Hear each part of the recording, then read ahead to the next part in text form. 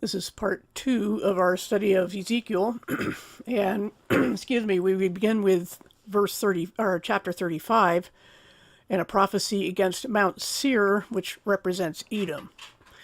It's about basically payback for their gleeful abuse of the people of Israel, and it's never wise to gloat over our enemy's demise, even if it's deserved, as we would see reading chapters like this and others that we've seen before in other lessons.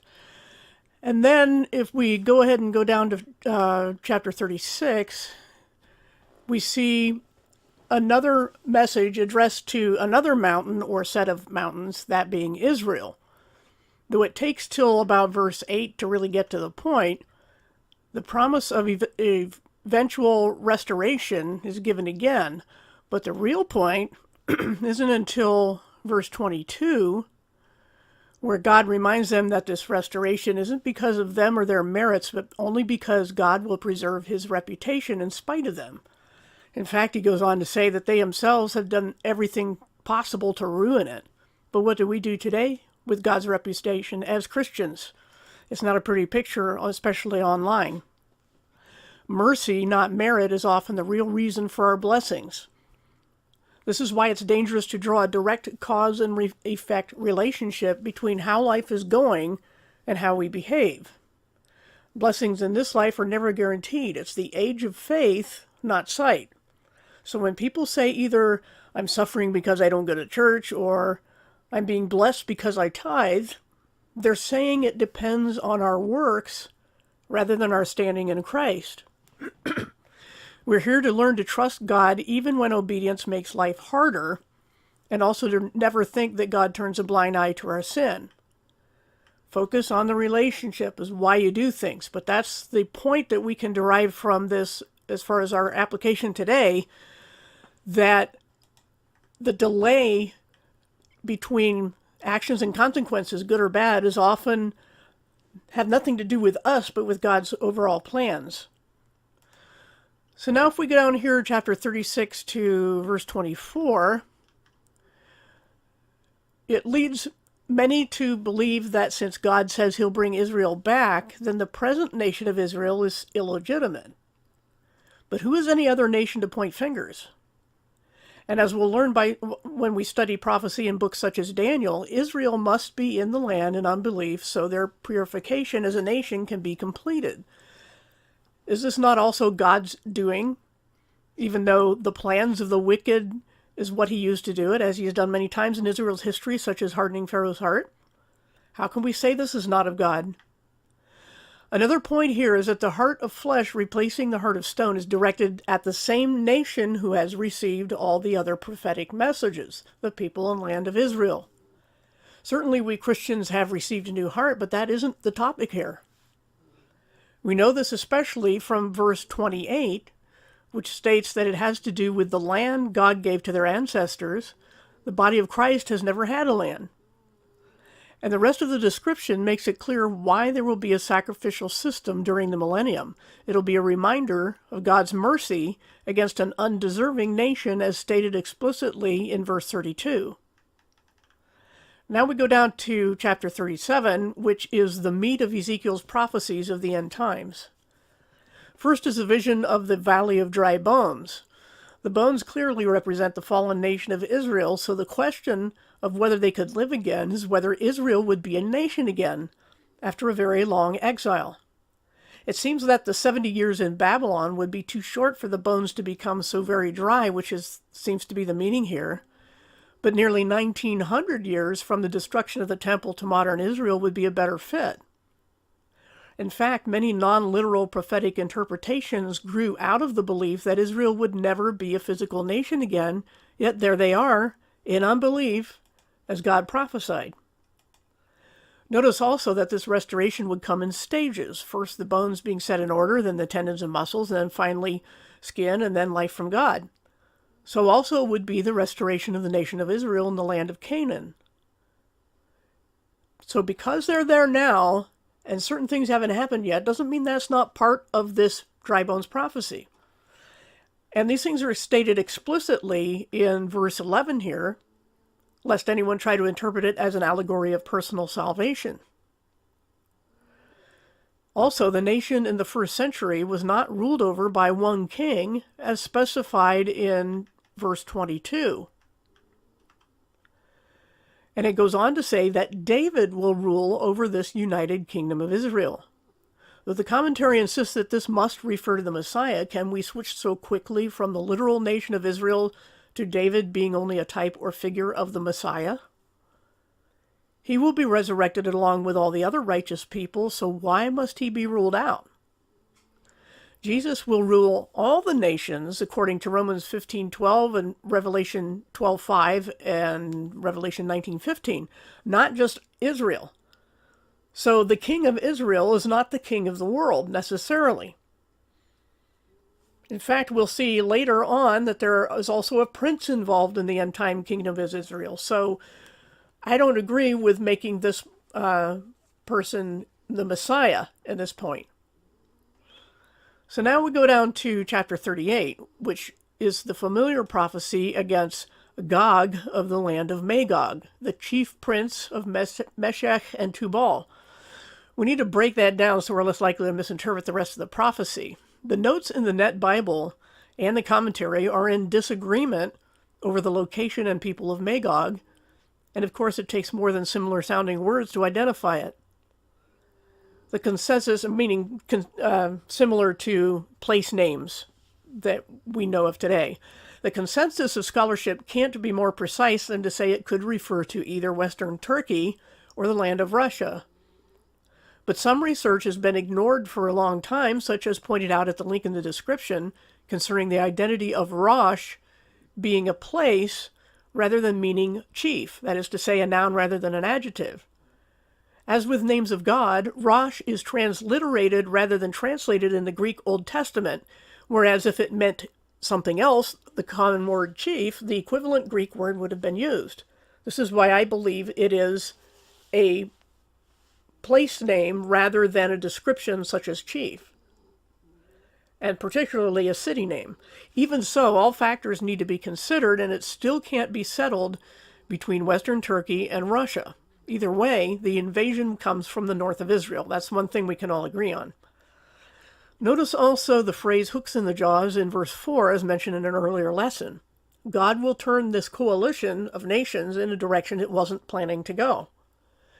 Concerning this army from nations surrounding Israel for a great distance, the weaponry and armor are described in terms of ancient warfare without qualifying it with such as or appeared to be.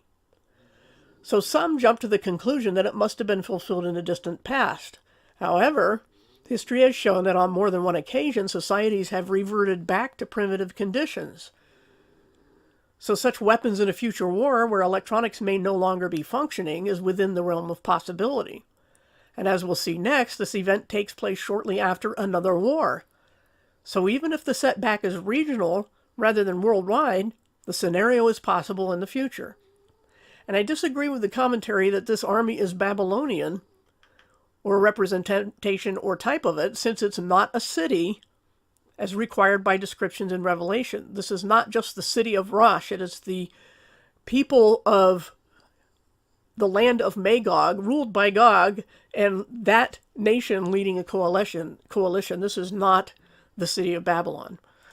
Now, verse 7 here gives us the motive and setting: to plunder people gathered from many nations to the land of Israel, which has come to feel secure after war. Modern Israel has never felt secure. But after the defeat of the hostile nations all around its borders and acquiring their land and wealth, they would make a very juicy target indeed.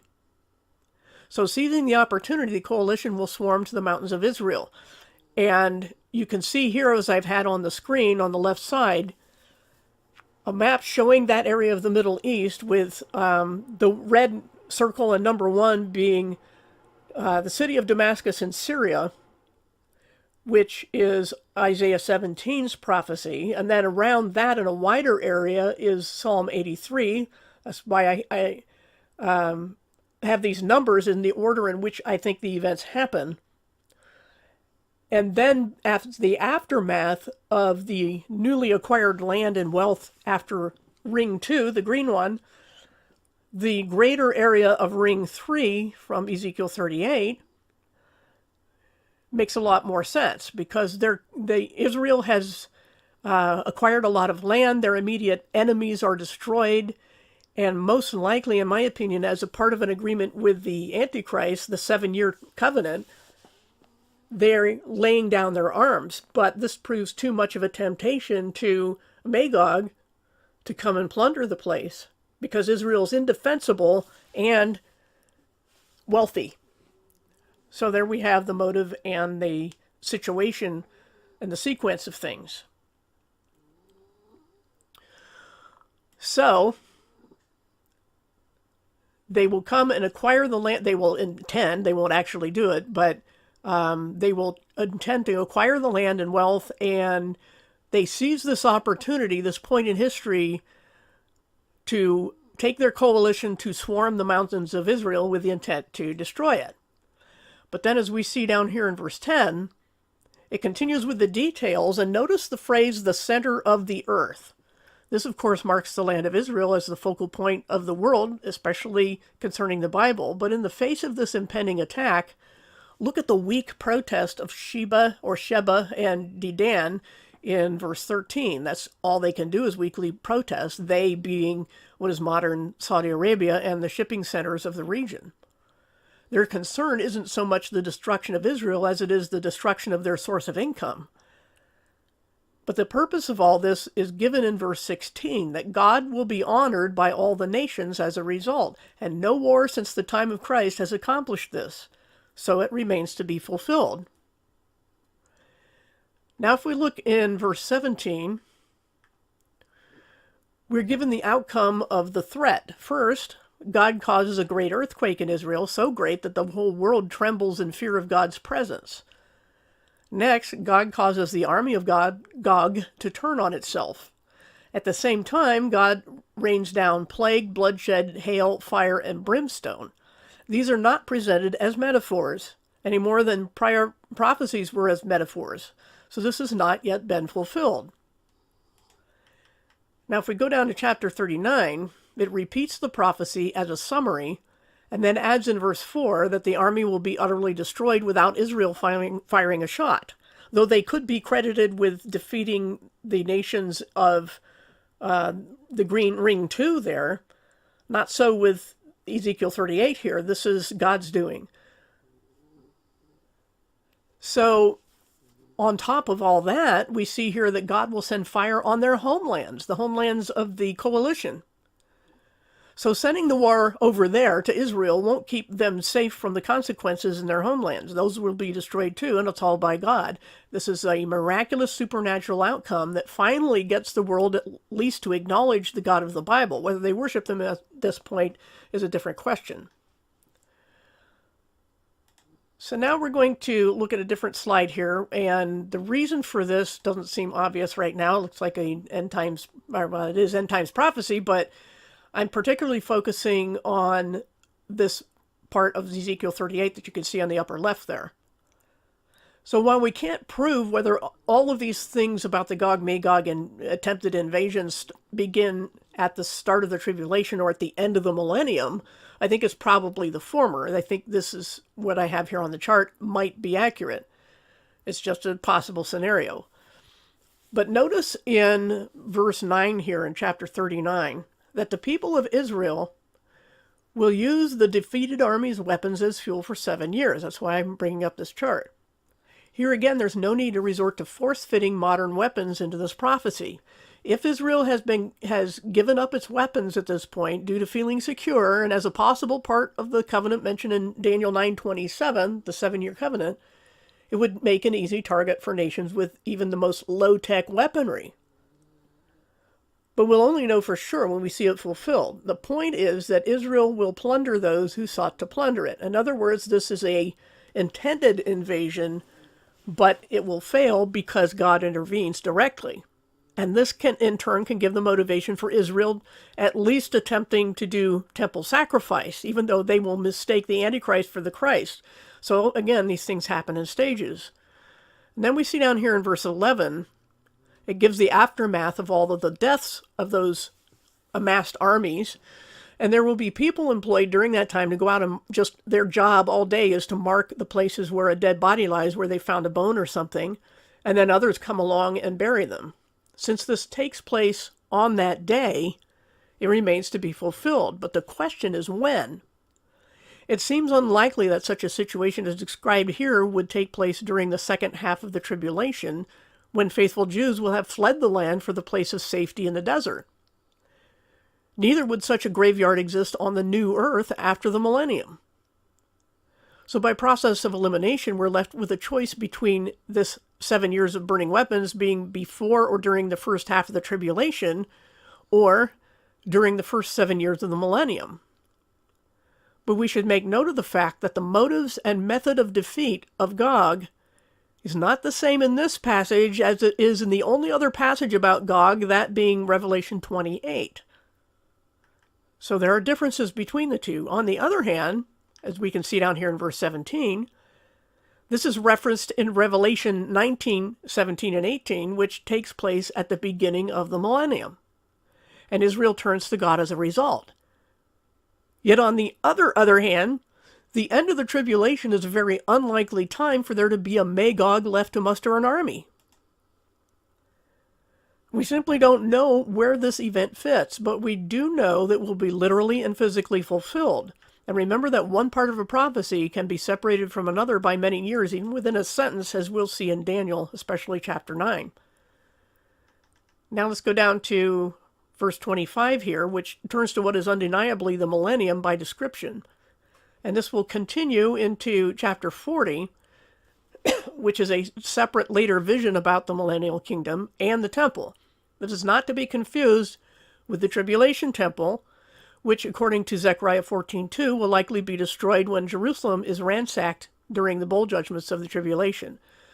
So now let's look at our next slide here. And the vision begins here in chapter 40 with the Millennial Temple, as I said, on the spot of Solomon's Temple, whose location was on the Gihon River and not the present-day Dome of the Rock.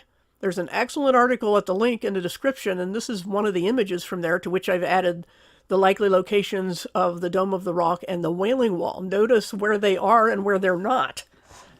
The Dome of the Rock is not on the ancient Temple Mount. It is on the ancient mount of the fort there that Herod put up, called Fort Antonia, and likely where the Praetorium is in that drawing that you can see. I have a line drawn there to Dome, where I think the Dome of the Rock was constructed.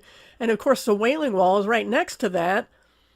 And that's where everybody thinks is the wall of the temple, which can't be true because Jesus said that not one stone would be left on another. Therefore, it cannot be part of the temple. But again, that article that I linked in the description goes into a lot of excellent detail and other illustrations to show that neither the Dome of the Rock nor the Wailing Wall are on Solomon's Temple Mount. Those are too far north by nearly 1,000 feet. And we can see also here, this is looking, I think it said here, somewhere in the article, maybe it's okay, this is southwest, so we're looking northwest. So you can see that the gate, the opening of the temple itself is pointing east. Okay, so that's where the temple actually was. So anyway, the vision began with the temple and where it's located on the ancient site of Solomon's temple. And now we'll look at the next slide, hopefully. There we go. Which is what the Millennial Temple will likely look like. This is another angle, of course. It's from the, looking a little bit southwest toward the eastern gate. And this is how it's described, not in as much detail. We get a lot more detail in the text, but this is a fairly good image of what it will probably look like. The precise measurements and layout are given here in the text, and there's also a drawing in the commentary, which you can look at as well. And this continues into chapter 41. And there's a lot of detail in there. I won't go over. You can read each thing, and for fun, if you're into that sort of thing, you can try to draw your own.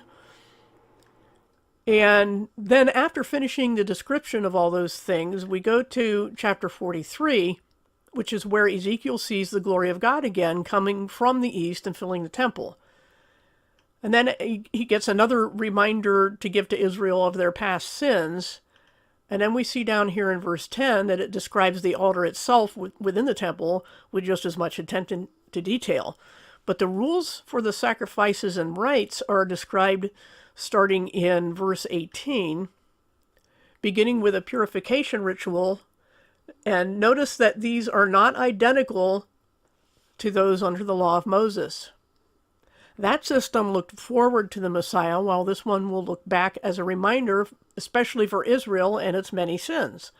The priesthood of Zadok is connected with the reign of David, whose kingdom this will be. It will be David's kingdom of Israel.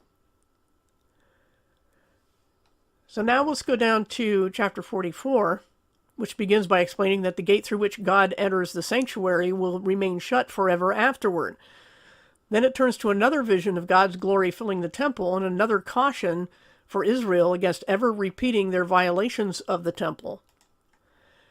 And then in verse 10, God states that the Levites will no longer be permitted to serve as priests, but instead will be relegated to watching over the gates, which includes managing the day-to-day business of the temple activities, but they will not be allowed to actually serve as priests because of their past sins. The exceptions will be the line of Zadok, as we see in verse 15 here. Rules are given for those priests, and including everything they wear and so forth. And then chapter 45 begins a description of a special plot of land, sometimes referred to as the sacred or holy district. You can see more details about this in the link about 3 cities in the description, which distinguishes the sacred city in this district from both Jerusalem and the New Jerusalem. It does get confusing, but we'll learn more about New Jerusalem in Revelation. However, here, this is separate from the city of Jerusalem by description, and again, check the link for details of why I came to that conclusion. Now we'll look at a smaller area in more detail, as we can see in this image here. Hopefully that's showing on the screen. The land is divided into places for the Levites. This is the sacred district. The Levites, the priests of Zadok, the temple, there's farmland, and the sacred city within it. On either side of the district is land assigned to someone called the prince, who cannot be Jesus since he has to make atonement for his sins and cannot enter through the Lord's gate. So this is not the Messiah. Then you can get more of those descriptions farther on down in the text here. It would have to be either David or a descendant of David, though we should keep in mind that the resurrected David will no longer be mortal, while this prince will have children during the millennium. So pay attention to the differences. Now this description continues into chapter 46, and then going down to 47, it focuses on this strange river of water flowing from under the threshold of the temple toward the east. It starts out as just a trickle of water, which I have just crudely represented here on the drawing. That's a very faint line. I don't know if you can see it coming down from the temple and the south side of the temple and going eventually to the Dead Sea. So as Ezekiel follows it along, the water becomes deeper and deeper until it's too deep and wide to cross. You could swim across, but you can't walk across it. And then in verse 8 here in chapter 47, Ezekiel is told that it empties into the Dead Sea, which becomes alive because of the river from the temple. So it was a dead sea, a salt sea where nothing lived, and now because of this water from the temple, it comes to life except for the outlying marshlands. Notice what it says about trees on the riverbanks. Their fruit is for food, and their leaves are for healing, which tells us that Revelation 22, 1 and 2 must refer to the millennium rather than the new earth, which isn't clear there. But this clarifies it, since there will be no temple after the millennium, according to Revelation 21 and verse 22. So again, this passage explains what's going on in Revelation when it talks about trees for healing, even though it talks about it after the new heavens and new earth have been created. So since this has to do with the temple, this must be the millennium. And so Revelation at that point has switched back to the Millennial Kingdom. So now let's go to the final slide here. Because if we look down here in 47 verse 13, we see boundaries for the whole land of Israel and not just the little part which I have represented in the middle here. The D is the sacred district, but it's really this whole area with the prince's land on either side of it. So they've got this strip of land here, which is about 8.5 miles north to south, and the whole thing is as wide as this, which on average is about 50 miles. So for the rest of the land of Israel, it will be laid out as shown here roughly, and depends on who you ask, but it matches what's in the commentary. This is a map I did years ago as part of my prophecy book, but the landmarks and boundaries are given in the text. Now, some of the place names cannot be positively identified, but most of it can, especially such as things as the Jordan River and the Mediterranean Sea and the Dead Sea. So we have markers to tell us where these lines are drawn. Levi and Joseph are replaced by the two tribes Manasseh and Ephraim, which were Joseph's children. And you might think that makes 13 tribes, but again, Levi does not have land of its own. And in this case, especially, it's inside the sacred district here, so they're accounted for. Now, the details continue into chapter 48 through the end of the book, which, again, it makes sense. The book of Ezekiel makes sense of a lot of things in Revelation that otherwise seem obscure. Sorry, I can't talk today. Obscure. So this is why we need to know the Old Testament. We do not obey the laws of Moses because they're not for us, they're for Israel. And all the promises of land and blessing are for Israel. And yes, other nations can be blessed through them, as we've seen already in our studies of the Old Testament, that other nations during the millennium especially will be blessed by Israel. But in this case, the book of Isaiah, as I said, is something we need to understand, along with a lot of other things about the Old Testament, in order to make sense of the new, because it refers to it. Not for our obedience, but for our education and understanding of things to come. This is part of what it means to rightly divide the word of truth. And that's it for our study of the prophet Ezekiel.